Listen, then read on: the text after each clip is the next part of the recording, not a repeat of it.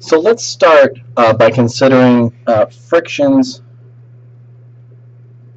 on the employee side.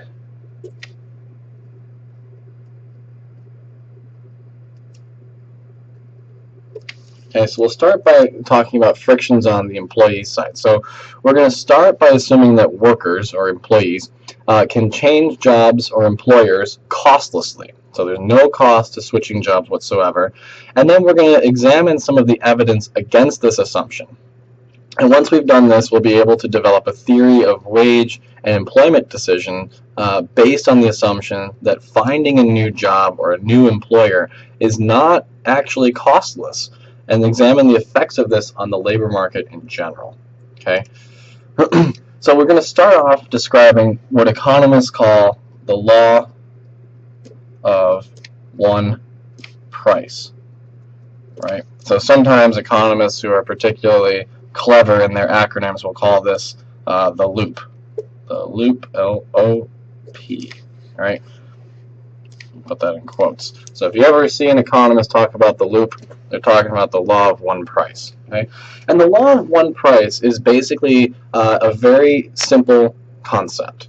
And what it says is that the same good in the same environment is going to have the same price, regardless of who's selling it. When we apply, so let's think about this in terms of, gas or gasoline, right? If we think about gas stations, is it any mystery why every gas station in town typically has the exact same price, right? Now, obviously, there's an exception for Admiral. We'll go into that. We can talk about that in my office if you want. So ignore the Admiral gas station in Big Rapids. There's another factor going on there that results in the 1 penny difference, okay? There's something else there. But generally, whenever you look at gas in Big Rapids, everyone, the Meijer, the Marathon, right, the Sunoco, all the different gas stations are charging the same price, right? Why? Well, let's say the Marathon tried to raise their price by a dime. What would you guys do? Well, you'd probably go shop at Meijer instead, right?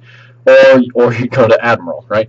And so the idea here is that if everyone's charging, if people are charging a different price for the exact same good, then you guys as buyers will go to the people that are charging the lowest price, okay? Which means the people charging the higher price won't actually get any customers, and they'll eventually go out of business, or they won't make any money, right? And so we can apply this to employees as well. Okay, so let's think about let's say that there are 2 workers. They're equally productive in every single way, and they produce $20 of value per hour. Okay, that is their productivity.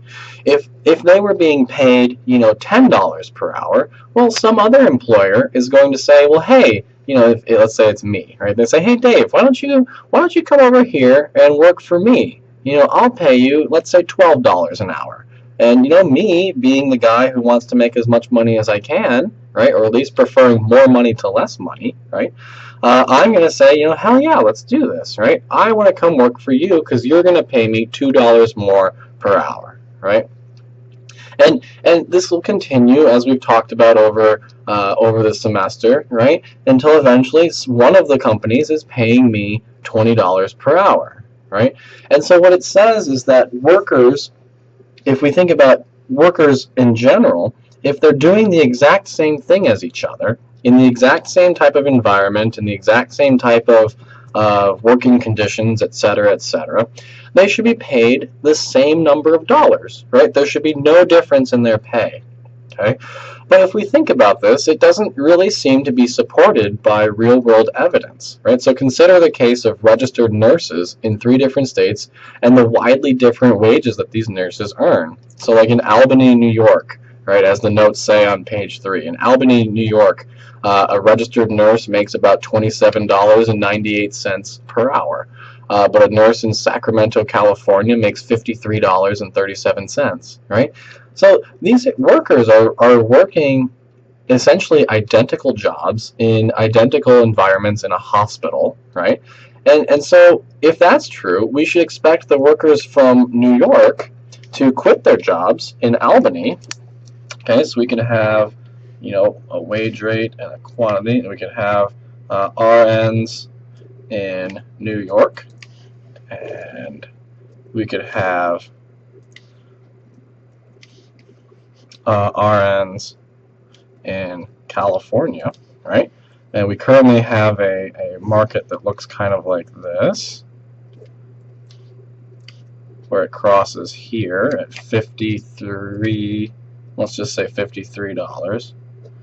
And then we have another market in New York, or the market in New York, where the wage is crossing at, let's say $28 for simplicity.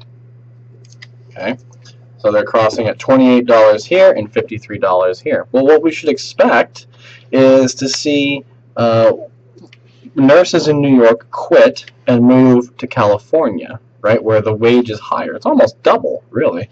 So what we should see is a decrease in the supply of nurses in New York and an increase in the supply of nurses in California.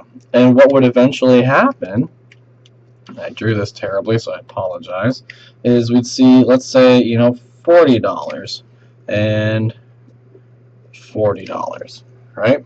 And so what happens is workers or nurses move from New York, so the supply of people selling nursing services decreases, and they move to California, which increases the supply of people selling nursing services in California. So the price of nurses will go up in New York due to the decreased supply, and it will go down in California due to the increased supply, right? And so this is what we would expect to see, and yet we don't see a mass exodus of registered nurses in New York, and we do see to California, right? We don't see that, right? And the fact that we don't see this happening strongly suggests that something we call the mobility of labor is limited, or we'll say that is limited. The mobility of labor must be limited. There must be something that limits nurses in New York from moving to California. Okay. Now, one answer to this limit is maybe that the nurses in Albany or in New York simply just don't know that workers in California are making almost twice as much money, right? It would take time and effort to find this information out, and if you didn't have a suspicion of it, well, how the hell is a nurse in New York going to stumble across a nursing position in California, right? It just the random happenstance would take a long time for that to happen. Okay, and so maybe, right, and I bet I bet that there's other things going on there too, right? So maybe if the nurses in New York decided, like, let's say they did find it, right? So let's say the nurses in New York are aware of the nursing positions in California, right? And let's say that they want to move, right? So they fly out, right? They fly out to California. They have to fill out the application, they interview, right? And if everything works out and they get hired, well, now they have to move across the country. Right? That can be tremendously costly. They have to leave their friends and family behind. They have to maybe take their kids out of the school system that they're at, right? All of these are real costs, right? So think about it in your own life. Some of you are coming up on graduation, right?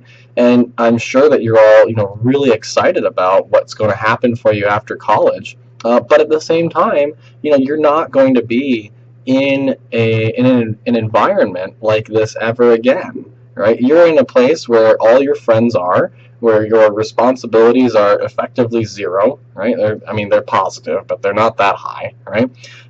You get to hang out with your friends all the time, right? And you're going to leave that behind when you take a job after college, right? And costs like this, costs like leaving your friends behind, that's a real cost, right? That's a real thing that we don't really like doing.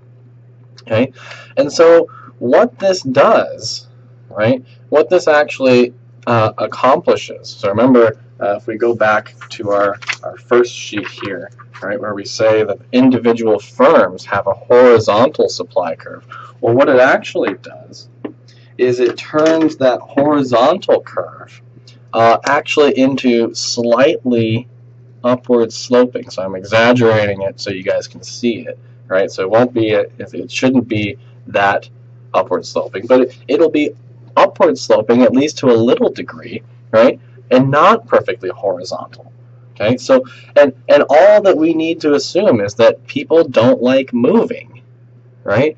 If that's true, then the labor supply curve, even for individual firms, becomes slightly upward sloping, right? Now this might sound trivial and like not a big deal, and it's like, oh yeah, whatever. The individual firm has an upward sloping supply curve, right?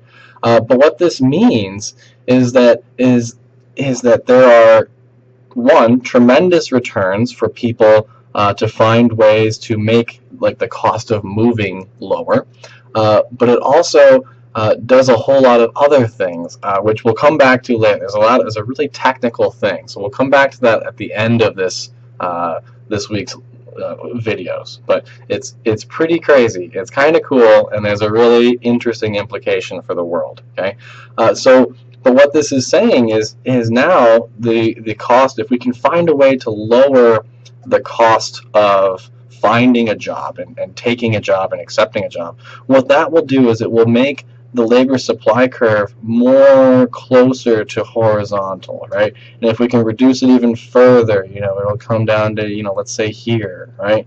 And these are all innovations that make it easier for us to find new jobs or move across the country or anything like that.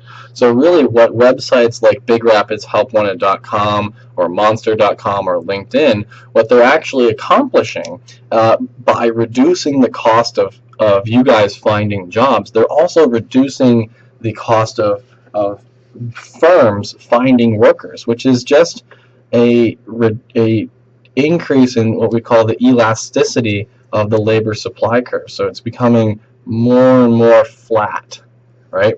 And so there's a really cool thing, but I hate to save it for later, but we're going to save it for the end of this week's lectures.